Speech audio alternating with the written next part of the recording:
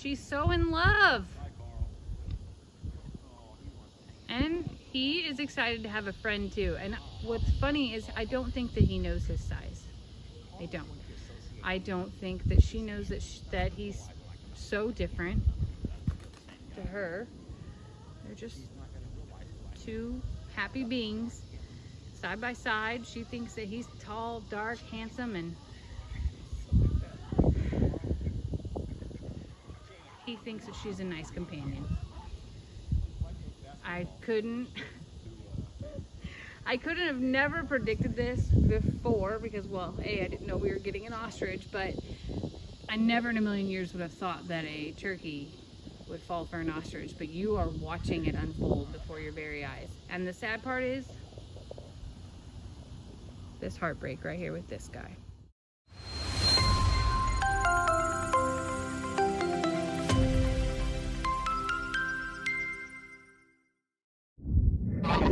Hi, boys.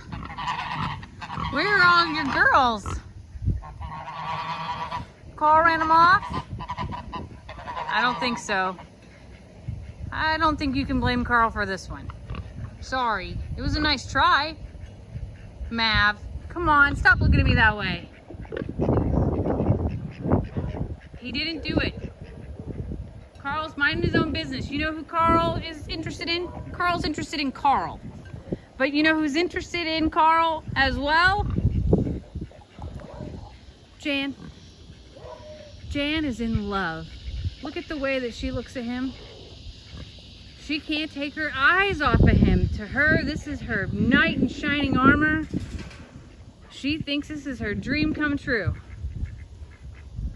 Jan just acts like this is the greatest thing that's ever happened in her entire life. Suddenly she has this will to survive and be healed and wants to be better because she wants so bad for Carl to notice her. She does. She follows him around. She shows off for him. She wants to eat with him. And I noticed it in Lester's video the very first day. Whenever Carl came over here to be a little, here's Jan, the only one in the pasture at first who stayed. Everybody else left. And she also didn't want Lester to have anything to do with Carl. She wanted Carl all to herself. She was walking in front of Lester's camera, nibbling on the side of it. It was crazy, seriously. I stood in the background and watched. I was filling up waters and sort of keeping guard for the rest of the littles. And here's Jan strutting her stuff right in front of Carl. And the only sad part about that is Cornholio. Here he was, brought two new women. One of them's broody and hanging out in the hay. And then there's Jan, who he wasn't so into at first, but became accustomed to having her around. He grew to love her. And now, Carl shows up and, well, Carl's liking the attention from Jan too. Poor Cornholio. Cornholio, buddy, I'm so sorry.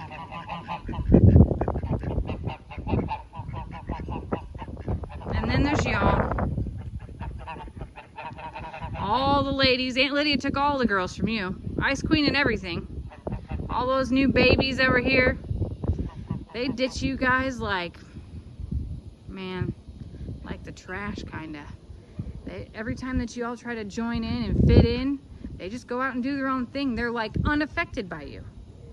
I know that you're doing your routine. That's what guys do. Have you all ever noticed that men are very much routine beings? They like what they like, at least the men in my life. They like what they like. They don't need to try new things. They like to be on a routine, have a pattern, and just roll with it for the most part. Trying new things is, hard, I guess, for them. So these guys have their own routine. They're not interested in following Aunt Lydia around all the time. They don't get why the girls are doing it. They want to swim when they want to swim. They want to nap when they want to nap. And when Aunt Lydia says it's time, maybe they just don't feel like it's time. I have to be honest. I don't blame them.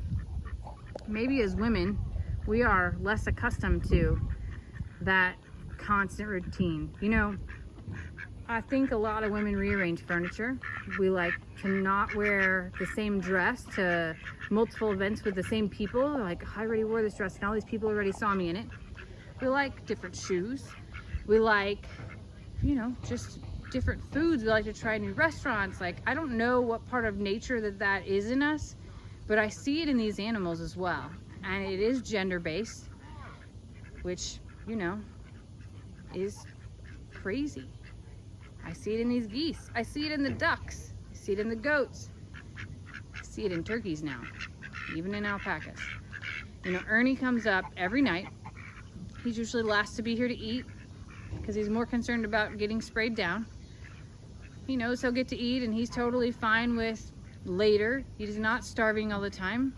He doesn't sway from where he eats, who he eats with, where he sleeps, where he hangs out. He's a decent partner. And he,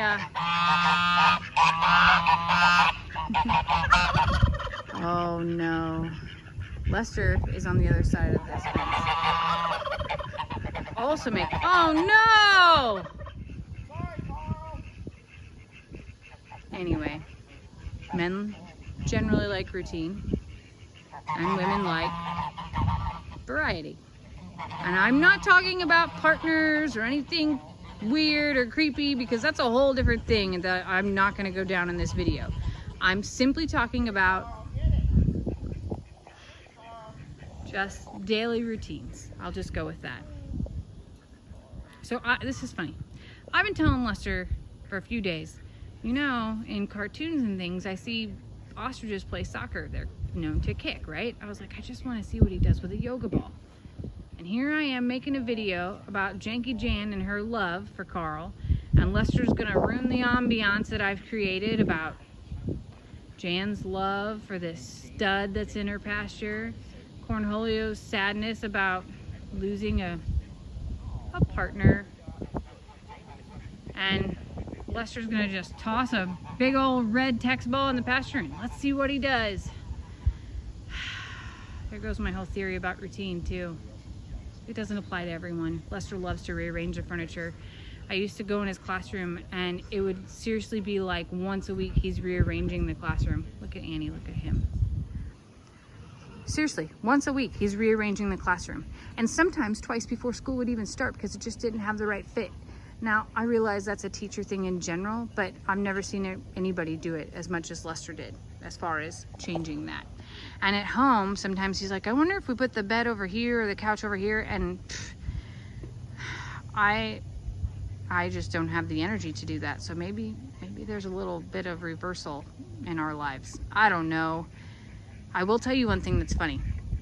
When I sold my Illinois house, I'm taking down, you know, all the decorations off the wall, and they're dated. I remember, or at least I thought I remembered when I decorated. My kitchen theme was coffee and my living room theme was music, guitars, things like that.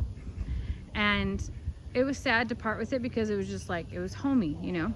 It was hard to part with my home, but also hard to part with the things that hung on my wall. They weren't like family pictures or anything like that. They were things I bought.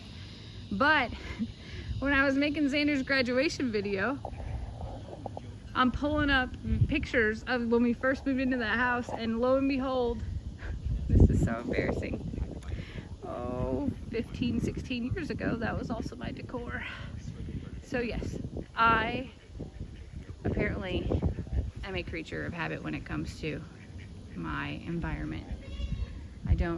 It's not really my thing to care so much about that change. It's home. I don't know. This is sad. So then I realized that another 15 years from now, I'll probably have grandkids of some sort, and I'll look at my home here, and the same things will probably be hanging on the wall. The picture that's behind our couch, timeless for me.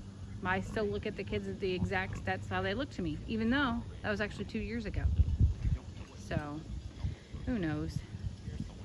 You're probably going to see Lester's video on this before you're going to see mine. But Carl took a little peek at that red ball and wasn't so interested.